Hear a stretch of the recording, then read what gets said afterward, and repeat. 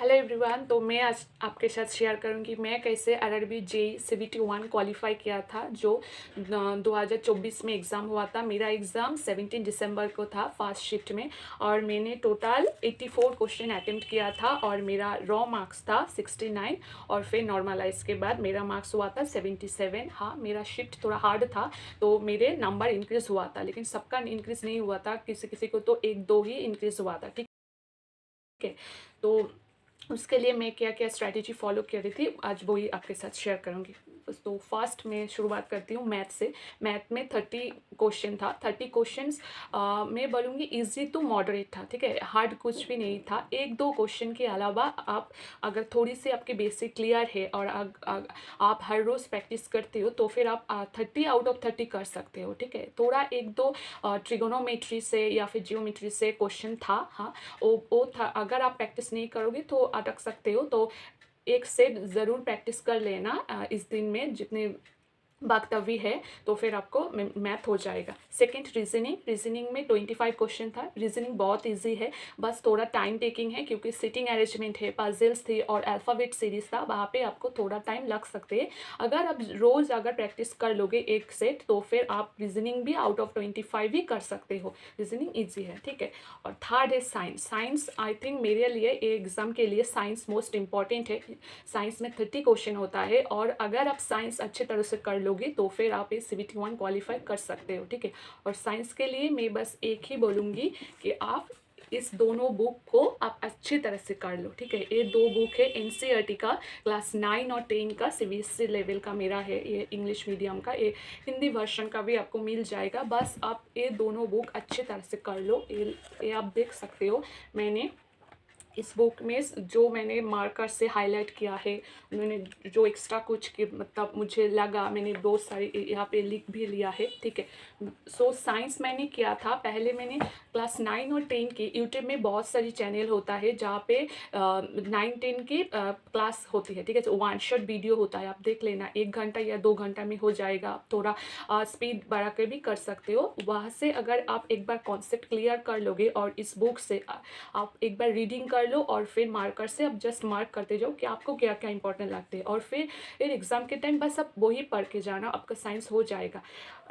इस एग्ज़ाम के लिए साइंस में बोलूँगी कि ग्रुप डी से थोड़ा हाई है मतलब एग्ज़ाम में आपको नॉलेज थोड़ा डेप्थ में होना चाहिए, क्योंकि जो क्वेश्चन है वो स्टेटमेंट बेस्ड बहुत क्वेश्चन होता है, तो फिर आपको वो थोड़ा नॉलेज आपको होना चाहिए। लाइन से उठा के ऐसे क्वेश्चन देता है, लेकिन आपको 1-2 क्वेश्चन में हमेशा आपको कन्फ्यूजन हो जाता है कि क्या था। ठीक है, तो उसके लिए आपको इस बुक को थॉरली पढ़ना पड़ेगा थोड़ा अच्छी तरह से, और इसके बाद आपको प्रैक्टिस सेट भी लगाना पड़ेगा। मैंने किया था कि नीरज सर का साइंस मैग्नेट में क्लास होता है, अब देख लेना कि वहाँ पे सर प्रैक्टिस सेट करवाता है, वो आप प्लीज़ अब कर लेना, क्योंकि अगर आप 20 to 25 सेट अगर कर लोगे ना तो फिर साइंस में आपका मार्क्स बहुत इंक्रीज होगा। क्योंकि आप इस बुक में आप सब पढ़ लोगे, आपको सब आता है, लेकिन आपको एग्ज़ाम में ऑप्शन ऐसा होता है कि आपको 2-3 ऑप्शन में ना कन्फ्यूजन हो जाता है कि ऐसा ये हो सकता है या ये हो सकता है, ये हो सकता है, तो ऐसा नहीं होगा अगर आप प्रैक्टिस सेट कर लोगे।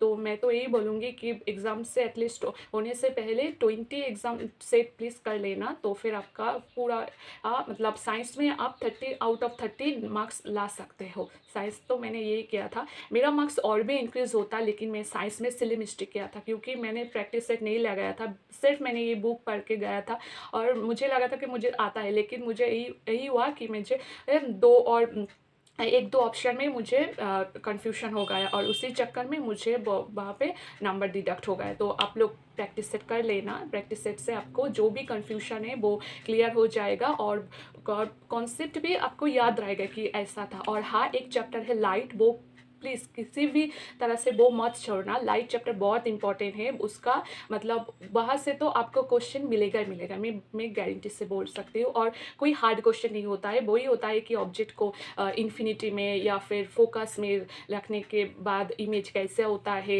ऐसे ही बेस मतलब स्टेटमेंट बेस ऐसे ही। और हाँ, फार्मूला कर लेना, लेंस की फार्मूला से क्वेश्चन आया था, न्यूमेरिकल आया था, न्यूमेरिकल लेंस से तो न्यूमेरिकल होता ही है, या और इसके बाद न्यूटन की फार्मूला के जो न्यूमेरिकल होता है, बोथ पावर्स, इसके फार्मूला मतलब न्यूमेरिकल हार्ड कुछ नहीं था, इजी था, लेकिन हाँ आपको फार्मूला अगर याद है तो तभी आप न्यूमेरिकल कर सकते हो। तो फिर न्यूमेरिकल के लिए आप फार्मूला याद कर लेना, और ये 2 बुक अगर आप अच्छे तरह से कर लोगे तो फिर आप हो जाएगा।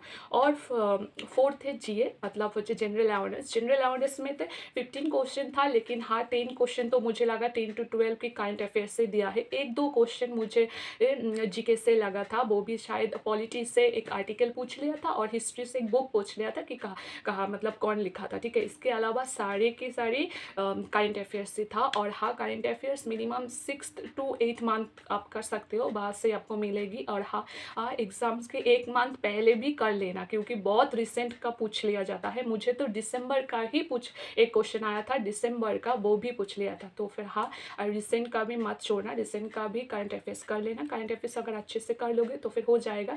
मैं आपको ये सजेस्ट करूँगी कि जीके आपको इस एग्ज़ाम के लिए नहीं पढ़ना चाहिए, क्योंकि जीके में से 2 या 3 मार्क्स से आएगा।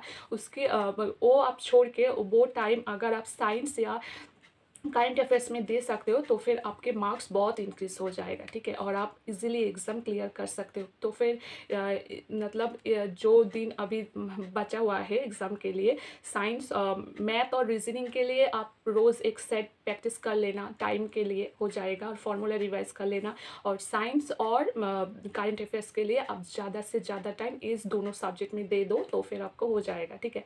मैं 71 क्लियर किया था, लेकिन 72 मुझे नहीं हुआ था, क्योंकि मैंने बहुत दिन हो गया मैंने टेक्निकल नहीं पढ़ा था इसलिए।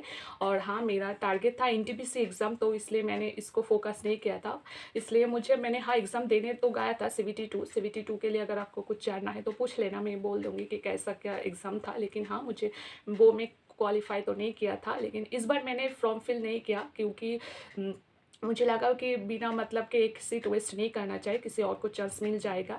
मैंने पिछली बार किया था, और फिर 72 के लिए मैं पढ़ना भी शुरू किया था, लेकिन 1 महीने के पढ़ने के बाद मुझे लगा कि नहीं, मुझे एनटीपीसी एग्ज़ाम डेट दे दिया था, तो मुझे लगा कि एनटीपीसी का मैं फोकस करती हूँ, वो मेरा मेन टारगेट था, इसलिए मैंने ये छोड़ दिया था। तो इसलिए मुझे 72 तो नहीं हुआ। और हाँ 72 के लिए टेक्निकल नॉलेज बहुत ज़रूरी है, 100 मार्क्स टेक्निकल होता है, और टेक्निकल आपको बहुत अच्छे तरह से पढ़ लेना। और हाँ मैं यही बोलूँगी 2018 का जो क्वेश्चन होता है या फिर एग्ज़ाम होता है वो फॉलो मत करना। 24 का जो 2024 में जो एग्ज़ाम होता है वो फॉलो करना, क्योंकि मुझे लगता है कि एग्ज़ाम पैटर्न एकदम चेंज हो गया था, ठीक है। पहले जो पूछता था अब वो नहीं पूछ रहा है। आप इस एग्ज़ाम के लिए, साइंस के लिए 2024 में जो एग्ज़ाम हुआ, एएलपी टेक्नीशियंस और ये अब ग्रुप डी जो हो रही है, या फिर जेई का जो एग्ज़ाम है उसके लिए, वो सारे आप रेफ़र करना। उसके आगे का एग्ज़ाम के लिए रेफ़र मत करना, क्योंकि मुझे लगता है कि एग्ज़ाम पैटर्न सचमुच चेंज हो गया है, और पिछले जो आते थे अब वो सारे नहीं आते, ठीक है। अगर आपका जो होता है एग्ज़ाम में जो आ रही है वो आप कर लोगे तो आपको एग्ज़ाम में अच्छे मार्क्स मिल जाएंगे, ठीक है। तो फिर यही बोलूँगी लास्ट में कि ज़्यादा से ज़्यादा बात साइंस और करंट अफेयर्स में फोकस कर लो, तो फिर आपको ये एग्ज़ाम क्लियर हो जाएगा, ओके। और अगर आपको कुछ भी डाउट है तो फिर मुझे पूछ सकते हो, मैं आपको रिप्लाई कर दूँगी, ओके। बाय।